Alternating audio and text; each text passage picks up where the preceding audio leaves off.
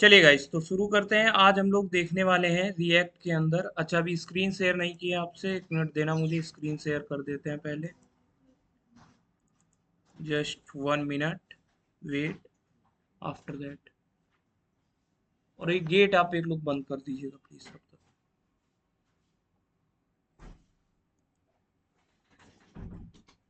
तो आज हम लोग देखने वाले हैं क्या, फंक्शनल कंपोनेंट्स क्या होते हैं, फंक्शनल कंपोनेंट्स को कैसे यूज किया जाता है और क्या तरीका होता है हमारा, वो हम देखेंगे। तो एक फाइल बना लेते हैं, फंक्शनल कंपोनेंट डॉट TLDR। ठीक, वेट करना, अभी बताते हैं कि फंक्शनल कंपोनेंट क्या होता है और कैसे आप इसको यूज करेंगे अगर आपको यूज करना है अपने किसी पर्टिकुलर प्रोजेक्ट के अंदर। ठीक, तो अभी तक आपने एक चीज देख रखी थी कि क्लास बेस्ड कंपोनेंट क्या होते हैं। क्लास बेस्ड कंपोनेंट सबको पता है क्या होता है, बताने की जरूरत नहीं है। अब हम लोग आज देखते हैं कि फंक्शनल कंपोनेंट्स क्या होते हैं। Functional components in React. तो आपने सिंपल जावास्क्रिप्ट फंक्शन बना रखे हैं रिएक्ट के उसके अंदर, जेएस के अंदर। ठीक है, तो फंक्शनल कंपोनेंट भी हमारा कुछ उसी के जैसा आइडिया है। फंक्शनल कंपोनेंट में क्या करते हैं, हम एक फंक्शन की तरह बनाते हैं कंपोनेंट को अपने जेएस में। और उसके लिए हम लोग क्या करते हैं, उसमें हम यूज करते हैं JSX का। अब सबसे पहले हमें आज समझना है एक कॉन्सेप्ट, जो कि है JSX। अब ये JSX होता क्या है, JSX को यूज क्यों किया जाता है, ये हमें समझना बहुत जरूरी है। तो एक हेडिंग लगा लेना JSX और इसको समझ लेना अच्छे से कि होती क्या है JSX। देखो, तो JSX हमारा होता है कि जब हम कुछ HTML like code in JavaScript, तो हम क्या करते हैं, जब कुछ HTML जैसा कोड किसमें लिख रहे होते हैं, जावास्क्रिप्ट के अंदर लिखते हैं, तो वो हमारा क्या कहलाता है, JSX कहलाता है। अब इसको कैसे समझते हैं, इसको सिंटैक्स वाइज समझते हैं। जैसे मान लिया कोई आपने एक फंक्शन बनाया, फंक्शन का कुछ आपने नेम दे दिया, मान लिया ग्रीट। ठीक, ग्रीट दे दिया। अब इस फंक्शन में आपने किया क्या, अब ये तो जावास्क्रिप्ट का फंक्शन है। ठीक, अब इसके अंदर अगर आपको JSX लिखनी है, तो आप क्या करेंगे, जैसे सिंपल मैंने कुछ, ये फंक्शन क्या करेगा, कुछ हमारा रिटर्न करा रहा होगा। पहली बात तो हर फंक्शन, कुछ ज्यादातर केसेस में हम रिटर्न नहीं कराते हैं। तो इसमें अगर हमें अब HTML लिखनी है, तो हम क्या करेंगे, सिंपल हम लिखेंगे H1, जैसे मैंने बनाना है तो मैंने लिखा H1, hello this is first JSX code. ठीक, तो ये हमने कर दिया।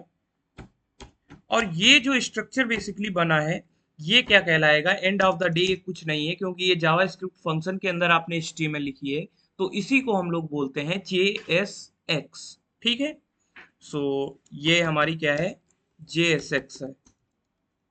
JSX, इसको क्या बोलते हैं, जावास्क्रिप्ट XML। ठीक, अगर आपसे कोई इंटरव्यू में आगे जब आप जाएंगे इंटरव्यू पीरियड के अंदर, कोई आपसे पूछता है कि have you used your JSX, so at that time what you have to tell that yes sir, I have used JSX. JSX is simply a HTML like structure या HTML like code. It is not HTML, it is HTML like code in JavaScript. As simple as that. आप ये नहीं बोलेंगे वहां पे कि ये HTML का कोड है, आप बोलेंगे it is HTML like code in JavaScript. As simple as that. तो हम क्या करते हैं, जब हमें JSX को लिखना होता है, JSX यूज करनी होती है, तो उसके लिए हम क्या करते हैं, फंक्शंस का यूज करते हैं। और ये फंक्शंस को बनाने के लिए, जब ये हम फंक्शन बना रहे होते हैं, तो ये किसके थ्रू हम लोग बनाते हैं, फंक्शनल कंपोनेंट के थ्रू बनाते हैं। अब फंक्शनल कंपोनेंट्स कैसे बनते हैं, उसके पहले हम लोग इसकी एक डेफिनेशन लिख लेते हैं कि अगर इंटरव्यू में आपसे पूछी जाती है तो आप क्या बताएंगे कि फंक्शनल कंपोनेंट क्या होते हैं। तो लिख लीजिएगा, इसको डेफिनेशन लिख देता है। तो देखो लिखना, फंक्शनल कंपोनेंट्स और building blocks of React. It is used like function which is used to render content on screen.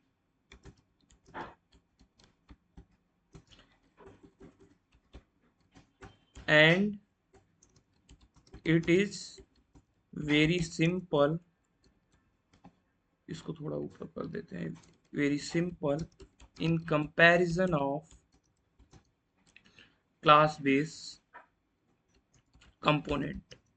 ठीक है, तो डेफिनेशन क्या है कि functional components are building blocks of React, it is used like function which is used to render content on screen and it is very simple in comparison of class based component। तो अब अगर हमारी बात आ गई है कि class based component के comparison में क्या है, ये थोड़े से हमारे इजी हैं, तो फिर हमारी बात आती है कि अब इसका हम सिंटैक्स देख लेते हैं कि सिंटैक्स क्या होगा क्लास बेस्ड फंक्शनल कंपोनेंट का। तो चलिए इसका सिंटैक्स देखते हैं। सबसे पहले तो देखो सिंटैक्स हमारा बहुत सिंपल सा है। सिंपल अभी मैंने क्या बताया आपको, एक फंक्शन बनाना है, तो हम क्या करेंगे, एक फंक्शन बनाएंगे, फंक्शन जिसका एक फंक्शन नेम होगा जो भी आप रखेंगे। फंक्शन नेम के बाद आपको क्या करना है, सिंपली अभी ये आपने बना लिया एक फंक्शन, इसके अंदर हम क्या करेंगे, रिटर्न करा देंगे किसको, अभी के लिए जैसे मैंने मान लिया सिंपल रिटर्न करा दिया, this is my first JSX code. ठीक, तो ये आपने अपना पहला कंपोनेंट फंक्शनल कंपोनेंट बना लिया। अब इसको क्या है, जैसे हम लोग क्या करते थे, अगर हम लोग बात करें क्लास बेस्ड कंपोनेंट में, तो उसमें हम लोग क्या करते थे, एक्सपोर्ट कराते थे। सेम केस इसमें भी होगा, हमको क्या कराना पड़ेगा, एक्सपोर्ट कराना पड़ेगा। तो क्या करते हैं यहाँ पे, अब इसको कर लेते हैं एक्सपोर्ट। ठीक, तो यहाँ पे मैंने लिखा एक्सपोर्ट डिफॉल्ट, और हमारा जो भी फंक्शन का नेम हमने रखा होगा उसको हम क्या करा लेंगे, एक्सपोर्ट करा लेंगे। तो ये होगा हमारा किसका, फंक्शनल कंपोनेंट्स का सिंटैक्स। ठीक है, इसको नोट कर लीजिए, फिर हम लोग कुछ फंक्शनल कंपोनेंट्स को बनाना देखते हैं।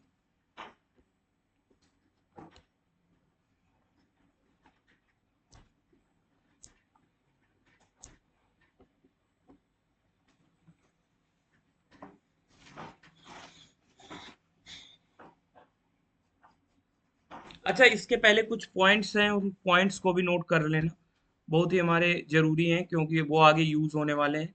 बुलेटेड पॉइंट्स में लिखा देता हूँ, जो आप इंटरव्यू में ज़्यादातर केसेस में जब आपके पास कंटेंट नहीं होता है बोलने को, तब आप बोल सकते हैं एट दैट टाइम। पहला पॉइंट याद रखना, आपको क्या बोलना है कि ये जो फंक्शन आप लिख रहे हैं इसका यूज केस क्या है, इसका यूज क्या है वो आपको समझना पड़ेगा, वो सबसे इम्पोर्टेंट है। तो it is used in JS when we want to return some JX, we want to write some JSX code in return function, return, sorry return लिख देते हैं इतना। फिर JSX अभी हमने देख लिया क्या है, JSX क्या है, ये बेसिकली कॉम्बिनेशन है किसका, it is a combination of HTML and next क्या होगा, जावा स्क्रिप्ट।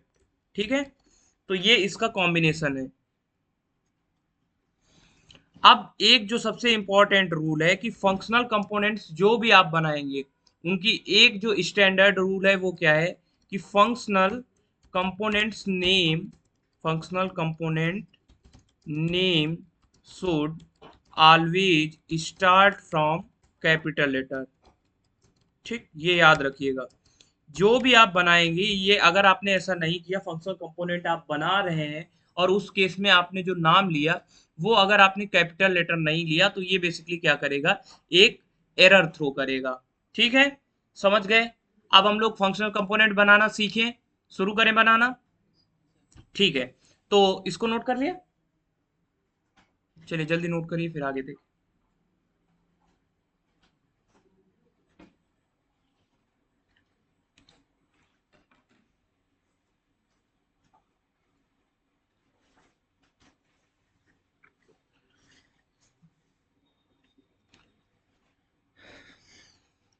चलिए अब कंपोनेंट बनाना देखते हैं कि कैसे बनाएंगे कंपोनेंट। तो इधर आते हैं, एक फाइल बनाना कंपोनेंट्स फोल्डर के अंदर, सिंपल हम जिसमें देखेंगे फंक्शनल कंपोनेंट बनाना। तो मैंने फाइल का नेम बना लिया फंक्शनल कंपोनेंट, यहाँ पे रुकना, बड़ा नाम ले लेते हैं, फंक्शनल कंपोनेंट .js। ठीक, अब ये हमें फाइल, इसमें हमें अपना फंक्शनल कंपोनेंट बनाना है। अब ये फाइल का नेम तो कुछ भी हो सकता है, इसके अंदर आप कंपोनेंट किसी भी नाम से बना सकते हैं। ये भी एक चीज है जिनको जैसे कंफ्यूजन हो कि ये फाइल नेम जैसे हमने फंक्शनल कंपोनेंट रखा है तो इसके अंदर क्या हम सर किसी टाइप का फंक्शन बना सकते हैं या इसी सेम नेम से रखा जाएगा।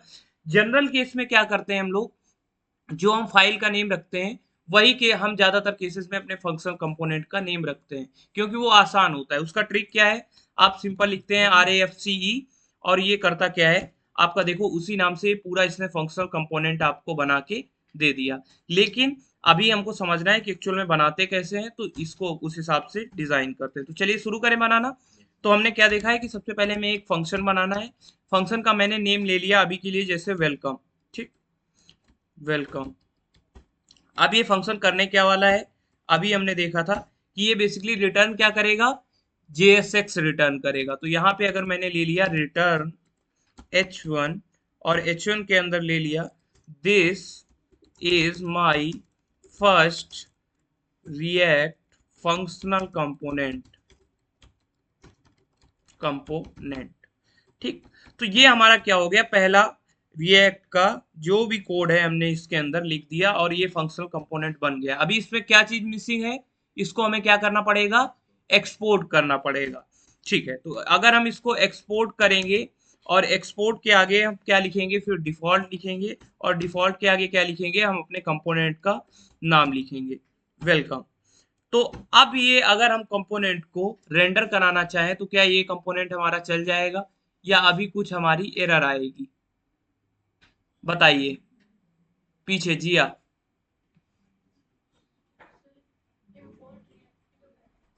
ठीक है, एक लोगों ने बोला इंपोर्ट रिएक्ट करना पड़ेगा। ठीक है, तो बताइए कि करना पड़ेगा कि नहीं करना पड़ेगा, ऐसे चला के देखे चलेगा ये। चलो अच्छा, चला के देख ही लेते हैं। तो यहाँ पे गए हम app.js के अंदर और हमने अब यहाँ पे क्या किया, सिंपल हमारी फाइल का क्या नेम था, फंक्शनल कंपोनेंट, वो ले लिया चेंज करके। अब इसको रन करते हैं। तो यहाँ पे मैंने लिखा है npm स्टार्ट। अभी हमारा इस पे भी अभी लंबा चौड़ा आज ही डिस्कशन होने वाला है कि ये जो इंपोर्ट करते हैं रिएक्ट, पहले आप लोग बताएंगे कि क्यों करते हैं, फिर मैं बताऊंगा कि कैसे करते हैं, क्यों, क्या तरीका है और क्यों करना चाहिए इंपोर्ट रिएक्ट को। चलिए रन हो रहा है, रन हो जाने देते हैं, फिर आगे देखेंगे हम लोग।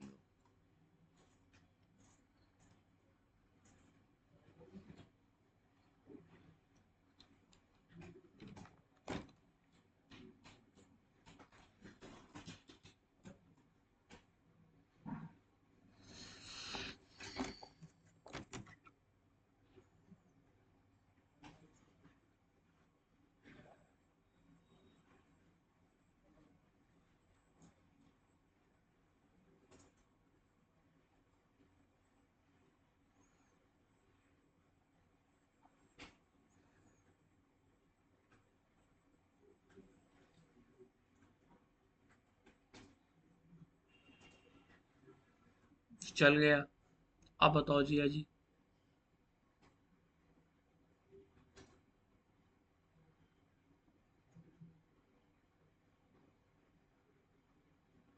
ये तो नहीं चलना चाहिए था, सो सैड। अब इसी पे हम बात करते हैं कि रिएक्ट को अगर हम इंपोर्ट कर रहे हैं यहाँ पर, अगर हमने यहाँ पे लिखा functional, sorry just provide me 1 minute, where is the file, functional component dot JS, ये रही।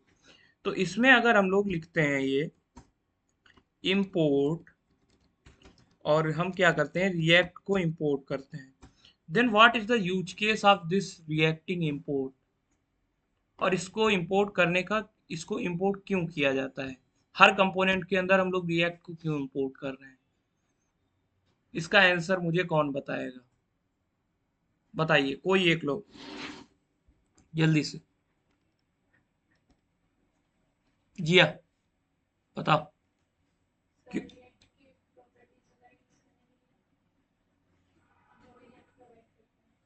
ठीक है, तो रिएक्ट तो जेएसएक्स भी प्रोवाइड करता है, तो फिर बिना उसके कैसे चल गया।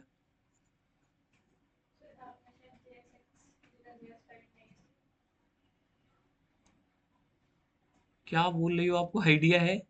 बनाई तो जेएस फाइल है, अंदर कोड तो जेएसएक्स ही लिखा गया है।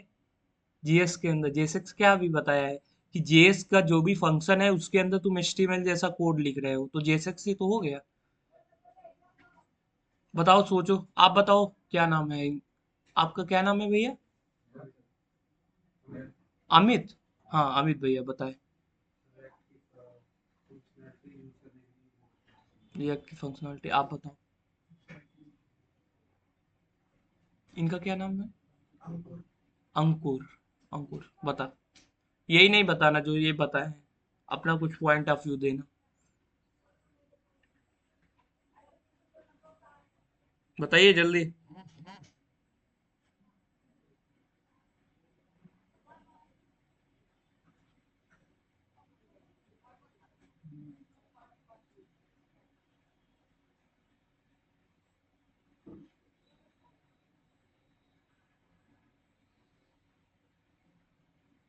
देव। क्यों यूज होगा बताओ? अगर रिएक्ट इंपोर्ट कर रहे हैं तो क्यों कर रहे हैं? आखिर आपको क्वेश्चन ये होना चाहिए जेन्युइन है। अगर आप कर रहे हैं तो आपको पता भी तो होना चाहिए कि आखिर रिएक्ट इंपोर्ट कर रहे हैं तो क्यों कर रहे हैं।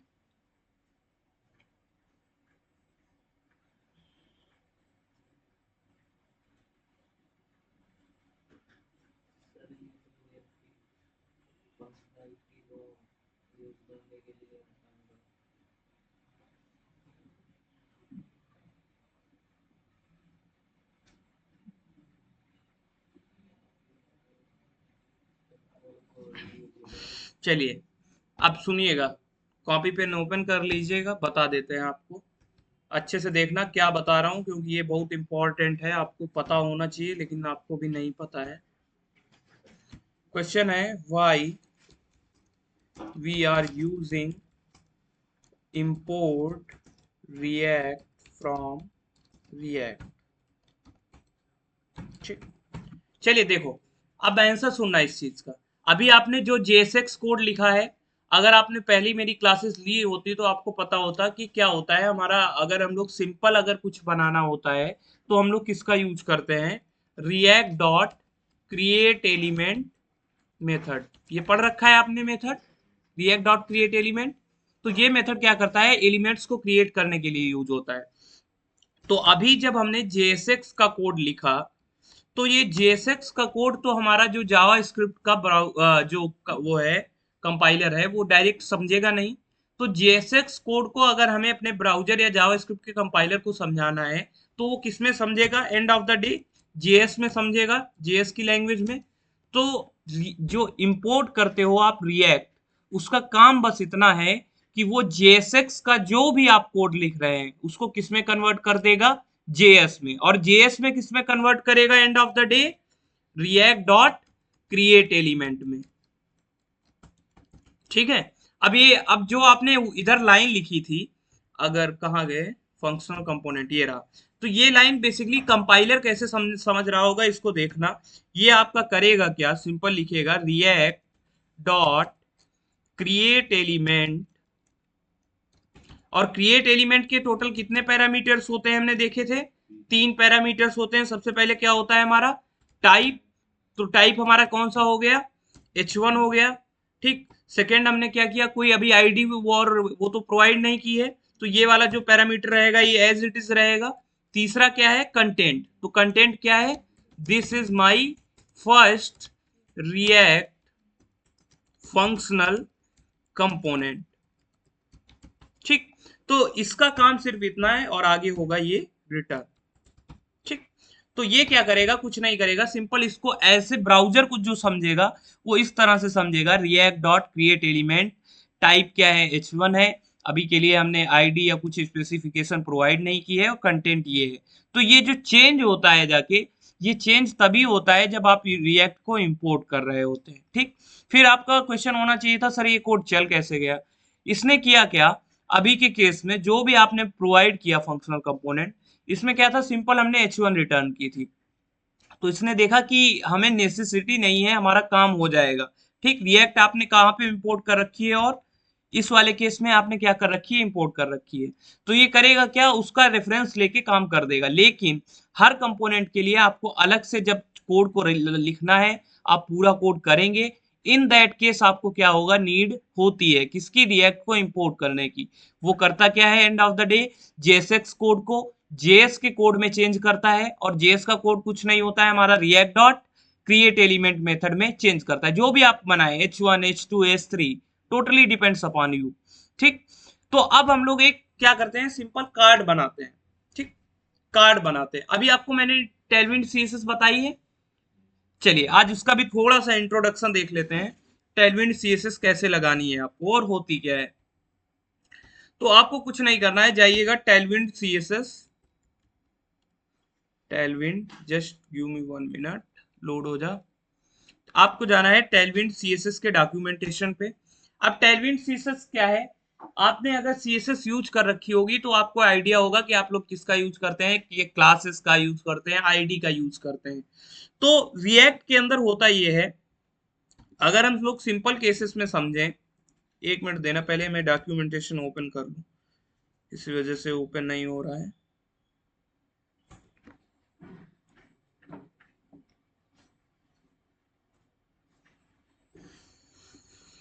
यहाँ पे गए और google.com tailwind css,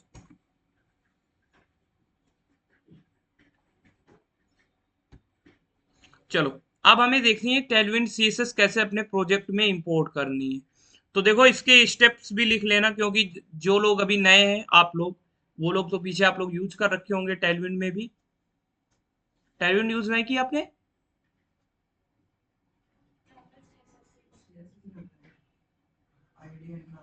अच्छा, ठीक, अब आप भी समझ लीजिएगा फिर। तब तो देखो, टेलविंड सीएसएस को कैसे यूज करते हैं प्रोजेक्ट के अंदर, वो समझना है सबसे पहले। देखो, यूज करने का टेलविंड सीएसएस लिख लेना अपने हिसाब से। देखो, सबसे पहले अगर ये हमें लाइब्रेरी अपने प्रोजेक्ट के अंदर यूज करनी है तो उसका तरीका क्या है।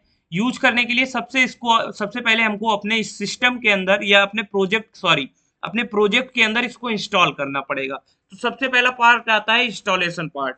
तो इसको गौर से देखना, इसको लिख भी लेना, क्योंकि हर प्रोजेक्ट के अंदर आपको इंस्टॉलेशन करना होगा और कोई ना कोई स्टेप आप मिस करने वाले हैं। तो आप सबसे पहले जाइएगा डॉक्यूमेंटेशन पे, यहाँ पे क्लिक करना गेट स्टार्टेड पे। इसके बाद आपको क्या करना है, जो आपको पहली ये दो कमांड्स दिख रही हैं, इन दो पहली कमांड्स को इधर से कॉपी कर लेना है। ठीक है, ठीक, ये वाली जो कमांड है इनको कॉपी कर लेना। अभी मैं इधर डॉक्यूमेंट में भी लिख ही दे रहा हूँ, जस्ट प्रोवाइड मी 1 मिनट। ये दोनों कमांड आपको क्या करनी है, अपने टर्मिनल पे जाके, और इनको एक नया टर्मिनल ओपन कर लेते हैं इधर से हम।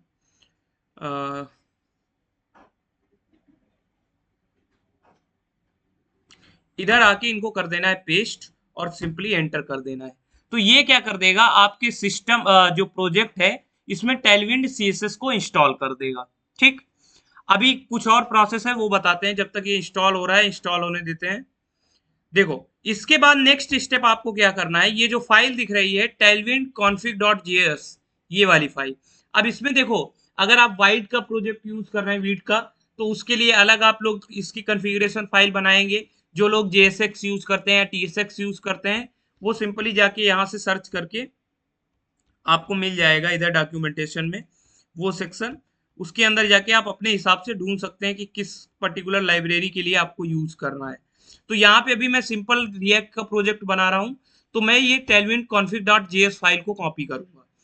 इधर जब आप आएंगे तो जैसे ये इंस्टॉल हो जाएगा, इधर देखिएगा, अभी एक आपको नई फाइल बन के मिल जाएगी tailwind config.js नाम से। ठीक है, just wait for few minutes, अभी जैसे ये इंस्टॉल हो जाएगा तो आपको क्या करना है, जो पहला स्टेप हमारा ये हो गया, फर्स्ट स्टेप। दूसरा स्टेप मैंने बता दिया कि दूसरे स्टेप में, सेकेंड स्टेप के अंदर कर क्या रहे होंगे हम लोग, ये जो फाइल है इसके अंदर हम लोग ये वाला कोड, पेस्ट कोड यहाँ पे लिख भी देते हैं, पेस्ट कोड इन tailwind config.js। ठीक, ये आपने कर दिया। चलो देखो हो गई, देखें आ गया, अभी हो रहा है, हो गया हो गया हो गया।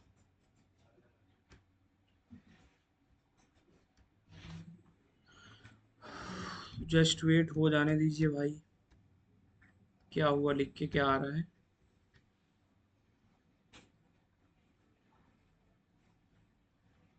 ये फाइल ऐड नहीं हुई क्या? Admin config, just 1 minute. ये आपकी देखो फाइल आ चुकी है tailwind config.js। अब इस फाइल में हमें वही कोड यहाँ जहाँ वो जो कॉपी किया था पेस्ट कर देना है। हमारा काम यहाँ से हो गया।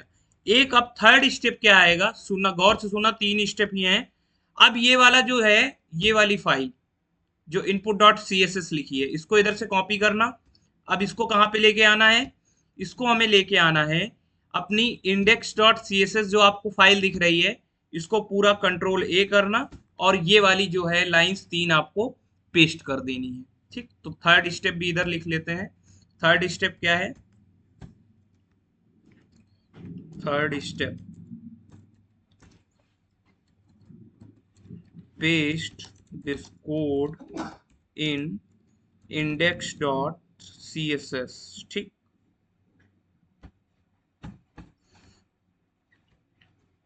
अब देखो करना क्या है, सिंपल सा जैसे आपने ये किया, इसके बाद इसको अच्छा इधर लिख देते हैं। तो ये तीनों, अब आपको कैसे पता चलेगा कि आपके प्रोजेक्ट में टेलविंड आ चुकी है? तो देखो, टेलविंड को यूज करने का तरीका सिंपल सा हमारा इतना है। आप अभी तक क्या करते थे, हर पर्टिकुलर उसके लिए क्लास बनाते थे या आईडी बनाते थे, फिर एक सीएसएस फाइल जो इधर होती थी उसमें जाके लिखते थे। अब आपको कुछ नहीं करना है, हर जो आपने H1 बनाया, H1 के अंदर सिंपल करो काम ये, आपने लिखा क्लास नेम। ठीक, क्लास नेम आपने लिखा। अब जो भी सीएसएस आपको प्रोवाइड करनी है, आप डायरेक्ट इसमें प्रोवाइड कर सकते हैं। कैसे, देखो बताता हूं। ये रही हमारी फंक्शनल कंपोनेंट्स की फाइल। अब देखो यहाँ पे करना क्या है, इसको पहले हटा देते हैं, इसका कोई काम नहीं। कंट्रोल जेड, अच्छा, इसको हटाना है। देखो, इसको यहां से मैंने हटा दिया। अब देखो होगा क्या, हमको अभी मैंने क्या बताया, हमको जो भी सीसेस प्रोवाइड करनी है किसमें करनी है, इसके अंदर करनी है। तो मान लिया अभी के लिए हमें क्या चाहिए, अपने टेक्स्ट का कुछ टेक्स्ट का कलर है जो, सॉरी, टेक्स्ट है उसको बोल्ड चाहिए।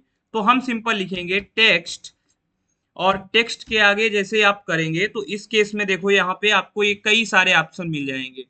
तो जैसे मान लिया हमें अपना टेक्स्ट 4 एक्सेल चाहिए, तो जैसे हमने 4 एक्सेल इधर लिखा, अब जब हम आप इधर आएंगे तो इस वाले केस के अंदर जाना, आपको जो अभी टेक्स्ट दिखेगा, चलिए इसको टेस्ट करने के लिए एक बीजी कलर प्रोवाइड करते हैं, इसको कलर देते हैं।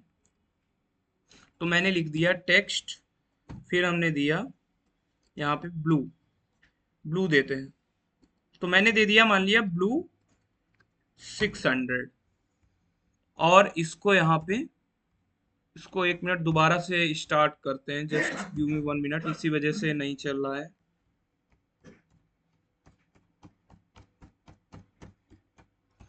कंट्रोल सी,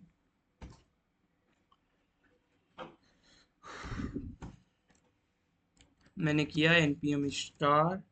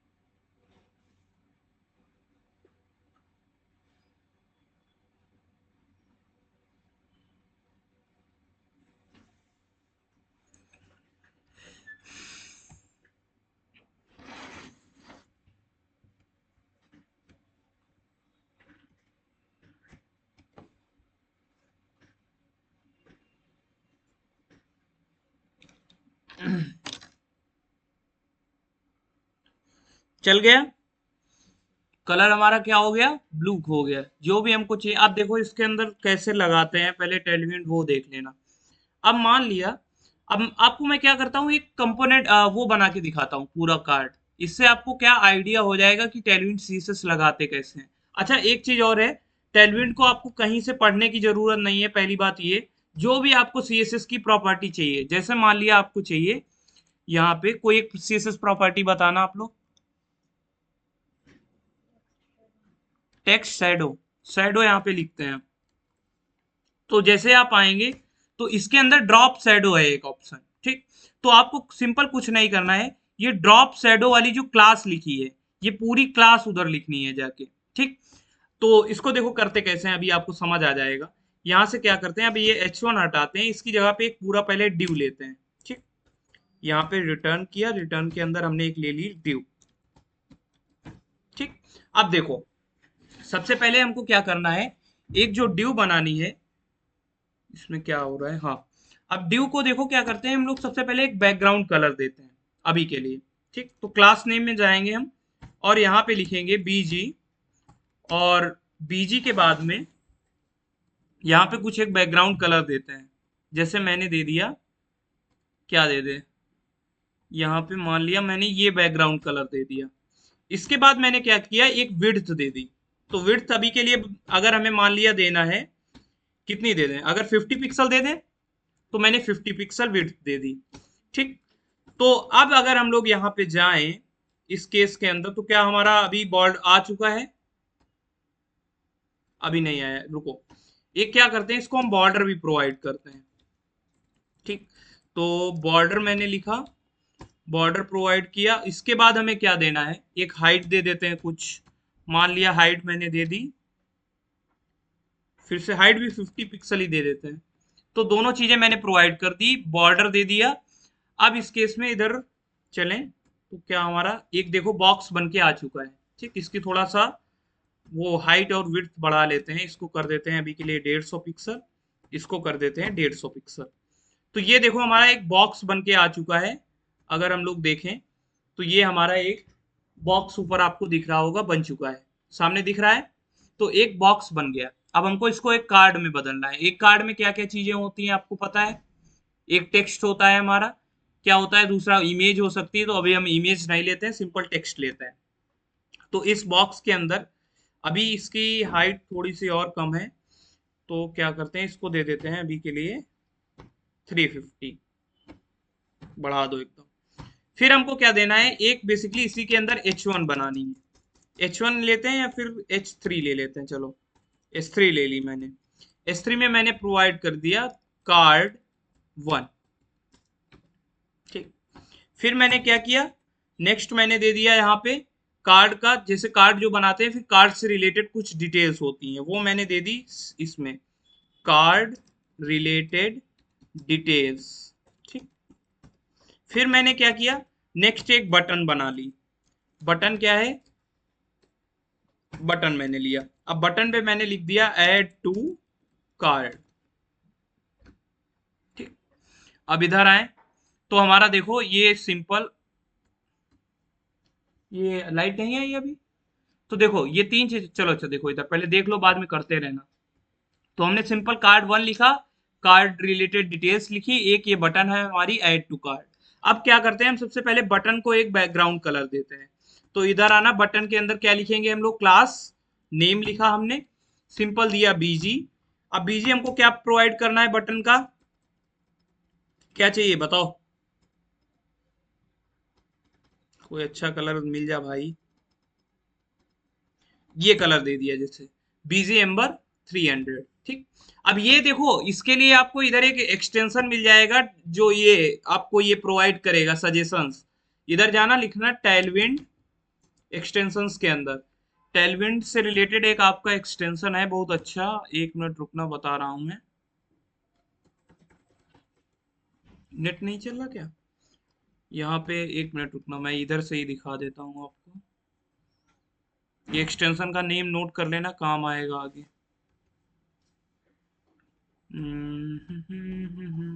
टेलविंड,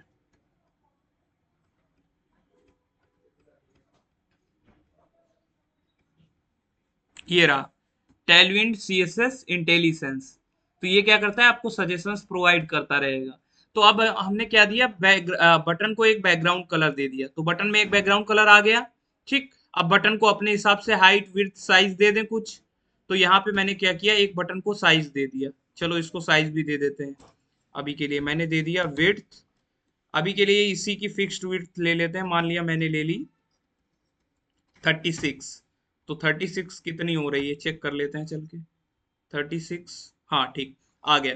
तो ये बटन हमारी बन गई, बटन में हमारा एक प्रॉपर विड्थ आ गई। अब इसको क्या करना है हमें, नेक्स्ट चीज हमें मान लिया H4 का कुछ प्रोवाइड करना है CSS H4 को। तो मान लिया हम चाहते हैं इसका टेक्स्ट जो है, टेक्स्ट से रिलेटेड कुछ इसमें प्रॉपर्टीज लगाते हैं। तो चलो इसको टेक्स्ट है जो, टेक्स्ट को कर देते हैं, क्या प्रॉपर्टी दें कुछ बताओ CSS की प्रॉपर्टी।